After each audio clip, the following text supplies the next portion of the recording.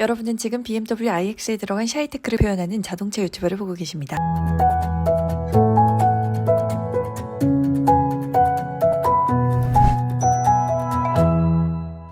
안녕하세요, 차박사입니다. 드디어 iX가 이렇게 실물을 드러냈습니다. 와, 이거 이렇게 실제로 보니까 약간 애니메이션에서 이렇게 이렇게 꺼내가지고 복사 붙여넣기 한 느낌도 살짝 들거든요. 일단 전체적인 인상이 굉장히 미래적이고요. 기존의 BMW 차체들이 가졌던 인상과는 아주 다른 느낌을 주는 것 같습니다. i3라는 전기차 역작을 아주 예전부터 만들어 놓고 지난 7, 8년 동안 어디 가서 뭐 해나 싶었더니 BMW가 바로 이 iX를 만들기 위해서 연구 개발을 했던 것 같아요. 그들의 고민이 과연 이 차량 안에 정말 잘 드러나 있을지 직접 살펴보겠습니다. 일단 딱 처음에 봤을 때 실물 사이즈가 굉장히 큰 편이에요. 확실히 대형 사이즈이니만큼 X5와 비슷한 차체 크기를 가지고 있는데요. 약간 이렇게 전고가 낮아요. 조금 더 날렵하게 매끄럽게 달릴 수 있을 것 같다라는 인상을 주고 있기는 합니다. 새로워진 키드니 그릴 형태가 들어가는 거 몇 번 봤었잖아요. 근데 그 위쪽에 이 로고부가 나오고요. 거기 아주 짙은 라인이 이렇게 형성이 되면서 마치 근육이 있는 것 같은 느낌도 주게 됩니다. 앞으로 전진했을 때 빠르게 바람이 이쪽을 타고 올라가서 루프 쪽 뒤로 넘어갈 것 같은 그런 느낌도 살짝 드는 것 같아요. 이번 BMW iX의 컨셉은 샤이테크입니다.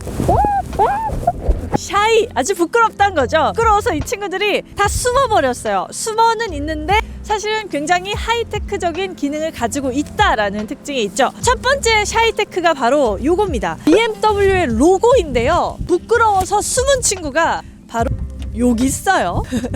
이 BMW의 로고 엠블럼을 열면 워셔액을 주입을 할 수가 있게 되는 거고요. 이 워셔액이 어디에 또 나오느냐, 아래쪽에 있는 전방 카메라를 닦게 될 수 있고요. 후방에도 달린 카메라가 있죠. 후방 카메라도 세척을 할 수가 있습니다. 워셔액이 왜 여기 들어가 있을까 궁금하죠. 바로 이 보닛이 열리지 않습니다. 워낙 고전압 배터리가 들어가는 전자 장비들이기 때문에 사실상 일반 운전자가 이 후드 보닛을 열었을 때 안전성 면에서도 마이너스일 수 있기 때문에 전문 기술자만 이걸 열 수 있도록 해놨어요. 근데 비상시에는 열 수 있도록 안쪽에 마련해 두긴 했는데 기본적으로는 닫혀 있다고 보셔야 되고요. 원래 우리 일반인들도 이 엔진룸을 열었을 때 보통 하는 게 워셔액 넣는 거잖아요. 그래서 워셔액 그거를 따로 바깥에 빼서 여기 넣을 수 있도록 되어 있다라고 보시면 되겠습니다. 가장 인상적인 건 역시 바로 이 그릴이죠.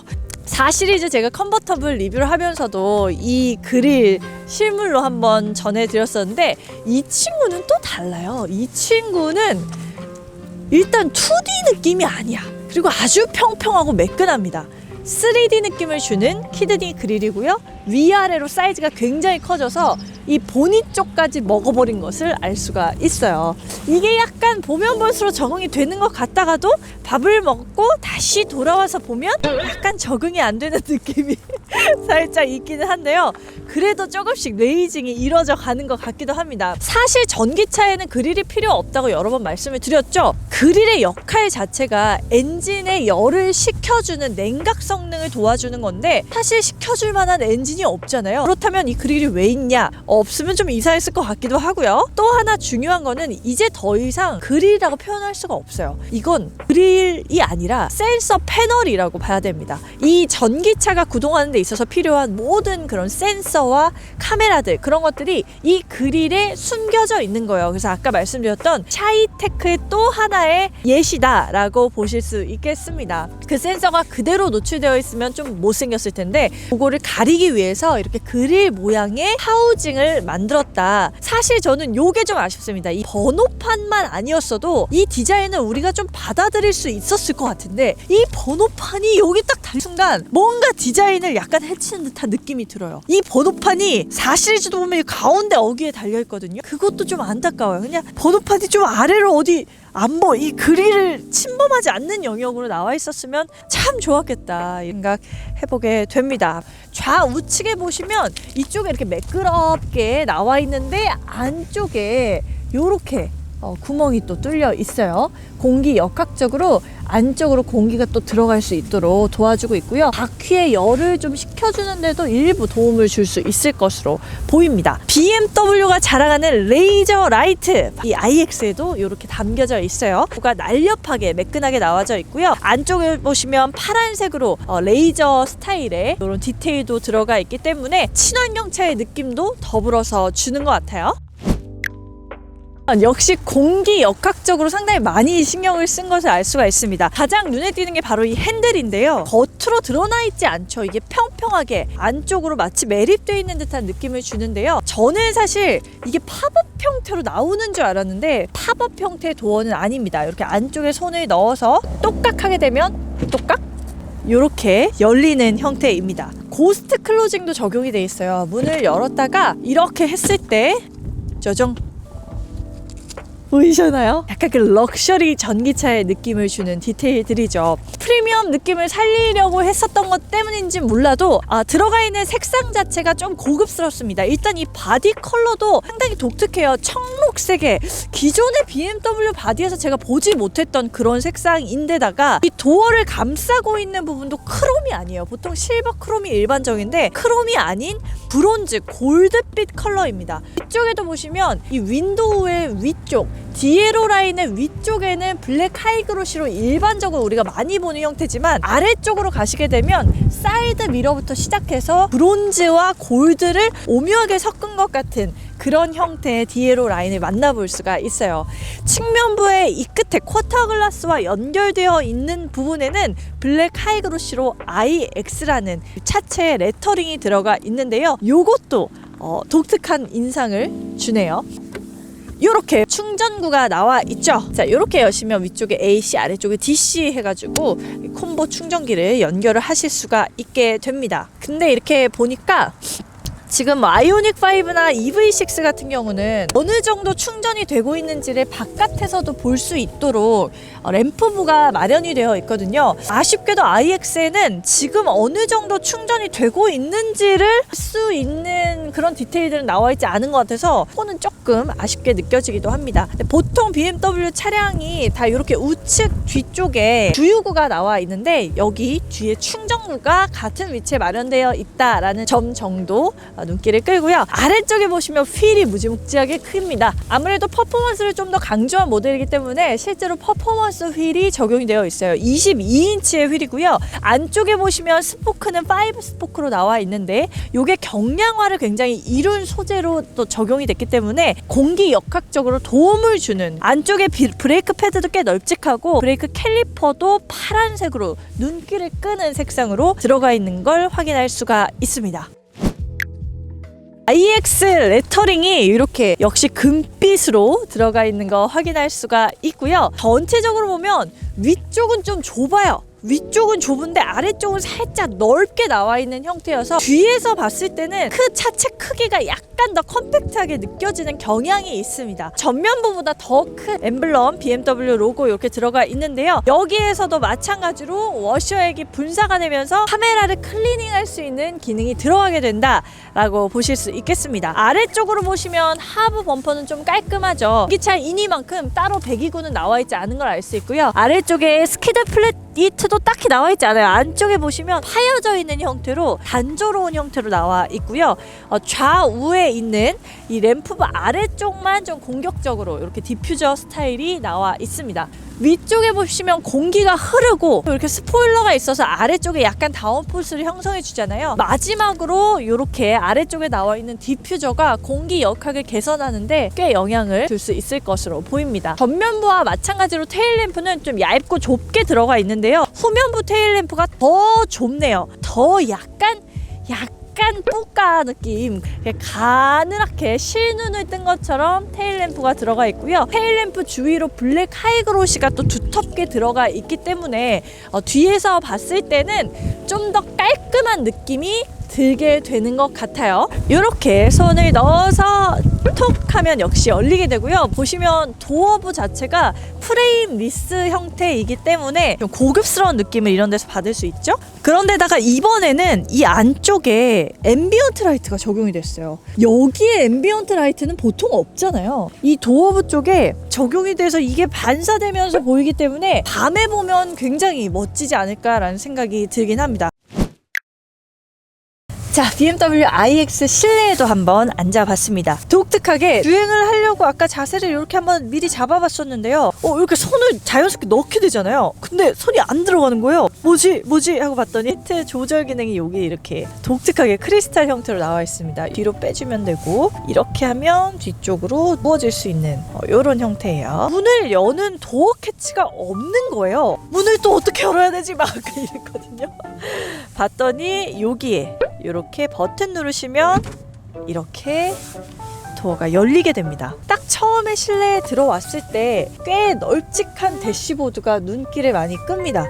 이렇게 경사져 있어서 마치 누군가 여기서 스키를 타고 내려와도 재밌을 것 같은 그런 느낌이잖아요. 경사진 형태로 나와서 운전자 입장에서는 앞을 가로막는 것이 훨씬 덜어진 느낌입니다. 널찍하게 대시보드 위로 디스플레이가 들어가 있는데 마치 이렇게 뭐랄까 이렇게 꽂아놓은 것 같은 느낌도 살짝 드는 것 같아요. 약간 떠있는 듯한 느낌도 들게끔 디자인되어져 있고요.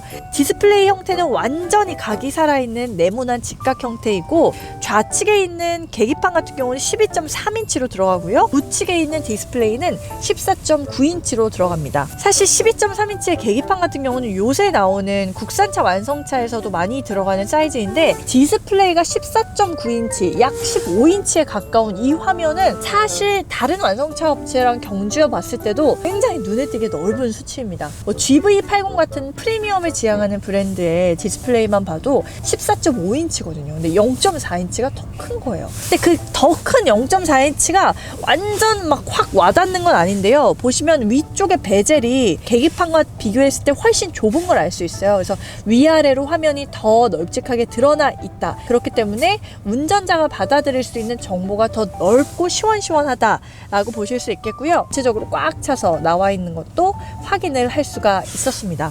근데 보니까 지금 바깥에 오늘 날씨가 막 아까 눈도 오고 막 너무 추웠거든요. 근데 들어와서 막 너무 춥다 이러고서는 히터 틀어야지 했는데 히터 틀 수 있는 곳가 없는 거야. 어디 갔지 하고 봤더니 이 냉난방을 조절하는 기능이 디스플레이에 다 들어가 있습니다.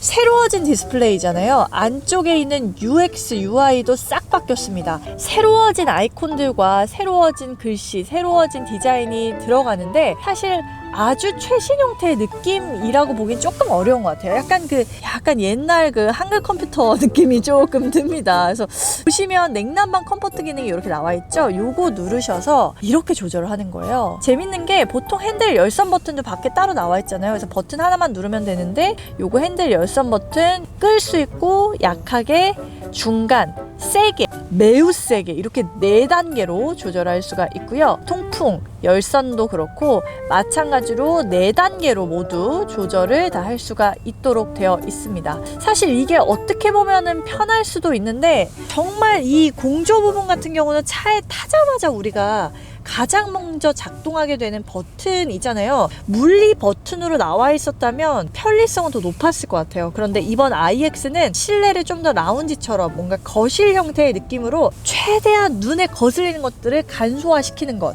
그래서 눈에 거슬리는 버튼들을 최대한 이렇게 디스플레이에 다 기능을 집어넣고 바깥쪽에는 꼭 필요한 버튼들만 빼놓은 거예요. 그 중에 하나가 비상등이죠. 비상등도 거의 눈에 띄지 않게 아주 작게 들어가 있는 걸 알 수가 있고요. 송풍구 자체도 아주 매끈하게 좁은 폭으로 들어가 있어요. 그래서 전체적으로 둔탁하지 않고 슬림한 느낌으로 안쪽에 박힌 걸 확인할 수 있고요. 좌우 쪽에는 세로 형태로 송풍구가 또 드러나 있는 것도 확인할 수 있습니다. 여기 굉장히 독특한 나뭇잎 모양이 이렇게 들어가네요. 그러니까 전기차의 그런 친환경적인 느낌도 살려주면서 이 업사이클링이 가능한, 재활용 가능한 소재들이 차량에 많이 쓰여져 있기 때문에 그 친환경 느낌을 주는 리프, 나뭇잎 형태를 내놓지 않았나 생각을 합니다. 대시보드, 가죽은 확실히 형태가 고급스럽고요. 스피커 C커브도 고급스럽게 형태가 다져진 걸 알 수 있어요. 좀 벌집 모양 같기도 하고요. 스티치 라인 같은 경우도 잘 매끈하게 마감이 된 걸 알 수가 있죠. 사실 이런 전체적인 느낌에서 차가운 느낌이 상대적으로 덜한 것 같아요. 비교하자면 테슬라랑 말이죠. 테슬라는 차량을 탔을 때 약간 찬 느낌이 들어서 어떤 분들은 그게 좀 마감이나 품질 형태에 있어서 확실히 좀 아쉽다라고 표현하기도 하는데, BMW는 기존의 내연기관을 오랫동안 만들어 왔던 럭셔리 카를 만들어 왔던 경험이 있기 때문인지 몰라도 확실히 실내에 탔을 때 단순하긴 한데 요런 디테일이 저는 참 마음에 들더라고요. 센터 패시아에 위쪽에 우드로 이렇게 패널을 만들었고요. 우드 위쪽에 이렇게 레터링을 다 해놨어요. 미디어, 내비게이션 이렇게 다 할 수 있도록 해놨고, 볼륨 조절 버튼도 그렇고요. 디스플레이를 조절할 수 있는 다이얼도 크리스탈로 이렇게 들어가 있습니다. 이런 게 아주 눈에 띄죠. 좌측에 보시면 시동 버튼도 약간 크리스탈의 그 유리 버튼이고요. 아래쪽에 보시면 토글 형태로 변속기를 조절할 수 있는데 이것도 크리스탈입니다. 이 크리스탈이 이렇게 도어부에도 들어가 있게 되기 때문에 처음에 딱 탔을 때 약간 보석 같은 느낌을 좀 주는 것 같아요. 블링블링한 주얼리의 느낌을 좀 준다. 저는 개인적으로 이게 예쁘긴 하네요. 자, 센터 패시아에 이렇게 열어보시면 안쪽에 꽤 공간감은 있는 이 사이즈 만나실 수 있어요. 이게 다 열렸으면 좋겠는데 붙박이네요. 이게 붙어있는 형태로 수납 공간 나와서 사실상 물건을 넣을 수 있는 공간은 조금 아쉽긴 합니다. 요게 보시면 지금 아래쪽에 2단이에요. 보시면 이렇게 컵홀더가 아래쪽에 이렇게 2개로 들어가 있고요. 밑에가 완전히 뚫려있는 형태이죠. 무선 충전할 수 있는 트레이도 이렇게 나오게 되고요. USB 같은 경우는 C타입 포트가 2개가 나와 있습니다. 그리고 12V 이렇게 들어갈 수 있도록 되어 있어요. 이렇게 2단으로 나눠진 거 우리가 많이 봤었죠. 기아의 EV6도 동일한 형태로 나와 있었습니다. 근데 그 아이오닉 5에서 봤었던 유니버셜 그 아일랜드 있잖아요. 그러니까 요거를 이렇게 조정을 해서 이 실내의 폭을 더 광활하게 만들어주는 그런 기능은 없어서 좀 아쉽습니다. BMW에서 처음으로 적용되는 육각형의 스티어링 휠이 눈길을 또 끕니다. 가운데 경음기도 육각형으로 들어가고요. 바깥쪽에 있는 스티어링 휠도 육각형으로 이렇게 들어가게 돼서 좀 새롭고 독특한 모양새를 나타내게 됩니다. 안쪽에 이렇게 투스포크인데요. 툴을 감싸고 외관에서 봤었던 금색, 금빛 그 브론즈 색상이 이렇게 장식으로 들어가 있어서 외관이랑도 얼추 통일감을 주는 부분도 있는 것 같습니다. 선바이저 같은 경우는 이렇게 나와 있는데 안쪽에 이 모양새가 약간 럭셔리 전기차 치고는 이게 너무 심플하지 않나 아쉽게 좀 느껴지는 부분은 있습니다. 이게 조금 더 디테일이 고급스러웠다면 좋았을 것 같다. 이 소재감이 약간 그 직물 형태로 나와 있어서 아주 이렇게 스웨이드 재질의 막 그런 천장을 보는 것보다는 약간 고급감에 있어서 조금 아쉽긴 합니다. 여기 전체적으로 앞쪽은 고급스러운데 이 위쪽, 이 아래쪽 이런 부분들은 살짝 아쉽게 느껴지는 부분이 있다고 보여지네요. 2열도 한번 타볼게요. 지금 앉았을 때 보시죠. 레그룸이 무지하게 광활합니다. 주먹이 5개도 들어갈 수 있을 것 같은데 보시죠. 4개 반 정도 들어가네요. 주먹이 4개 반 정도 들어가는 정도로 레그룸이 아주 광활하게 나온 걸 확인하실 수 있고요. 앉았을 때 등을 기댔을 때 헤드룸 공간 같은 경우도 굉장히 멀게 느껴지는데요. 거의 주먹이 한 3-4개 들어가겠는데 이렇게 하나, 둘, 셋. 4개 정도 들어가네요. 와, 헤드룸에 주먹이 4개 들어가는 차를 제가 정말 드물게 볼 수 있는 헤드룸 공간, 아주 널찍한 거 확인을 하실 수가 있습니다. 이 헤드룸 공간이 왜 이렇게 확보가 됐냐라고 보니까 이쪽에 선루프가 좀 눈에 띄죠. 일단 선루프의 이 사이즈가 엄청나게 넓습니다. 아주 광활한 사이즈고요. BMW에 들어가는 선루프 중에 가장 넓은 전자 크롬 루프라고 보실 수 있겠어요. 이게 크긴 큰데 뭐 독특한 건 없지 않냐라고 말씀하실 수도 있는데 이것도 하이테크의 일환입니다. 그렇게 보이진 않지만 사실은 굉장한 하이테크적 기능을 가지고 있다. 뭐냐면요, 이걸 딱 만졌을 때 이 소재감이 유리를 만지는 느낌이 아니에요. 유리에 뭔가 필름, 코팅이 되어 있는 듯한 느낌이 들거든요. 실제로 썬루프에 2개의 유리 패널이 이렇게 들어가고요. 그 가운데에 다 필름이 들어갑니다. 필름 3개가 이렇게 들어가게 돼요. 이게 어떤 역할을 해주느냐? 이 썬루프에 쉐이드가 따로 있지 않아요. 보통은 쉐이드가 있어서 이렇게 지붕을 닫고 열고 하죠. 그러면서 천장이 두꺼워지잖아요. 근데 그게 없습니다. 그래서 일단 천장의 공간, 루프 공간이 굉장히 크게 확보가 되는 걸 볼 수 있고, 그럼 이거를 쉐이드 역할을 어떻게 하느냐? 바로 요 앞에서 요렇게 버튼을 누르시면요. 자, 지금 보시면 안쪽에 있는 그 필름의 패턴이 변경이 되면서 썬팅 효과가 나지 않는 그런 상태로 루프가 보이게 되고요. 이 버튼을 다시 누르면 어두워집니다. 하나, 둘, 셋. 이렇게 하게 되면 마치 스모그가 낀 것처럼 어둡게 변하게 돼요. 이렇게 되면 자외선 차단 효과도 생기고 물리적인 가리개가 없어도 햇빛을 가릴 수 있도록 안쪽에 테크 기술이 적용됐다라고 보시면 되겠습니다. 진짜 저는 진짜 생전 처음 보는 기술이네요. 참 신기합니다. 자, 앉았을 때 헤드룸 공간도 괜찮은데 아래 발 공간도 사실 아주 여유로워요.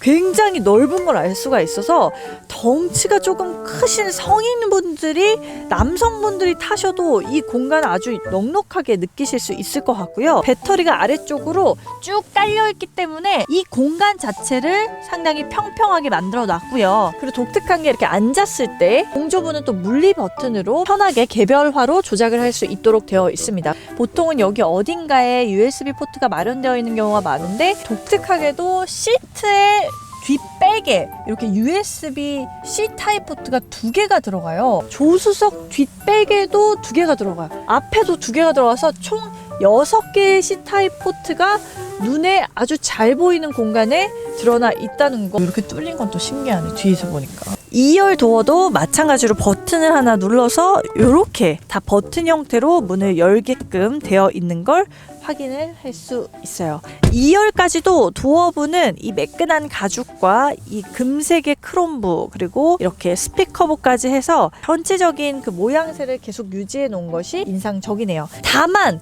정말 아쉽게 느껴지는 건요, 리클라이닝이 안 됩니다. 2열 시트에 그 각도 조절이 안 돼요.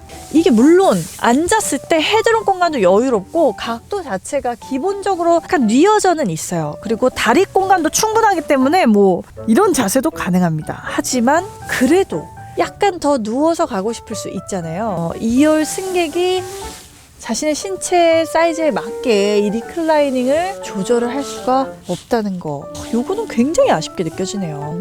약간 패밀리카 용도로 탈만한 사이즈인데 2열 승객들을 위해서 이 리클라이닝 정도는 됐어야 하지 않을까, 이런 생각이 듭니다. 이렇게 아무것도 없이 깔끔하게 센터 콘솔 나오게 되고요. 이렇게 하시면 컵홀더 2개 들어가 있는 형태로 심플하게 드러나 있는 걸 확인할 수 있습니다. 스키스루 공간처럼 이렇게 마련되어 있으면 SUV니까 좀 많은 짐을 실을 때 유리했을 것 같은데 그런 공간도 나와 있지 않는다는 거. 전체적인 사이즈는 되게 마음에 드는데 이 리클라이닝 이거 되면 얼마나 좋았을까. 이렇게 버튼으로 누르게 되면 전동식으로 트렁크 열리게 되고요. 차체 사이즈에 대비해서 딱 열었을 때 트렁크 공간이 아주 인상적이진 않은 것 같아요. 일단 요렇게 봤을 때 요 상태로는 500리터의 공간이 제공이 되는데요. 높이도 그렇게 높지는 않은 것 같고요. 아래쪽에 이렇게 보면은 그래도 넓은 공간이 나와 있어서 깊이감 있게 물건을 실을 수 있도록 되어 있네요. 저기 뒤쪽에도 살짝 공간이 나와 있는 걸 알 수가 있고요. 아쉽게도 이 차량은 전면부 보닛을 열 수 있도록 되어 있지 않기 때문에 사실상 프렁크 공간도 아예 없습니다. 근데 그 프렁크 공간 대신에 뒤쪽에 좀 더 공간이 깊게 나와 있는 걸 알 수 있고요.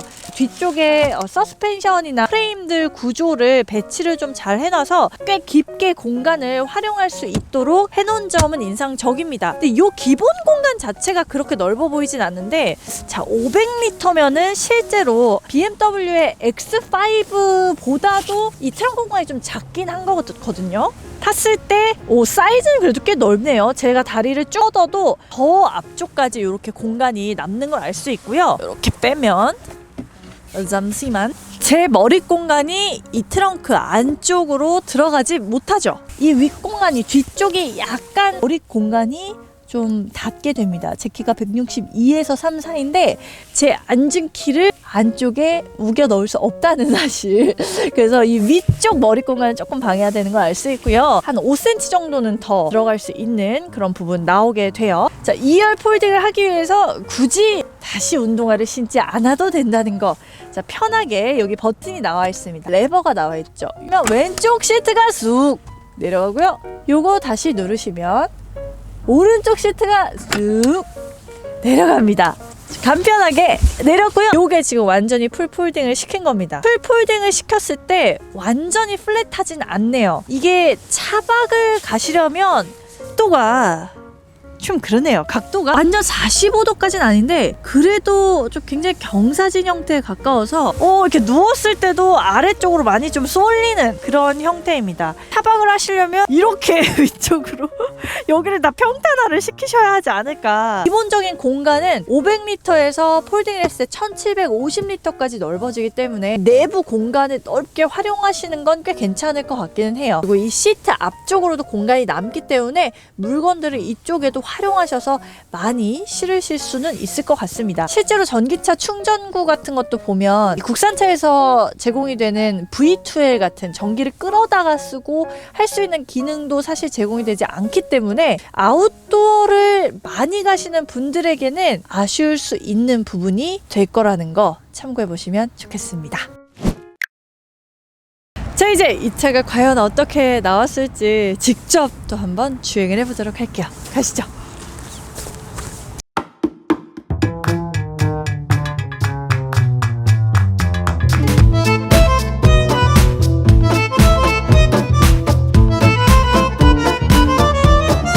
아니, 왜 이러지? 속도감이 안 느껴지는데? 프락셀 한번 신호등기. 오! 죄송해요, 감독님. 아, 이건 나 왜 이래?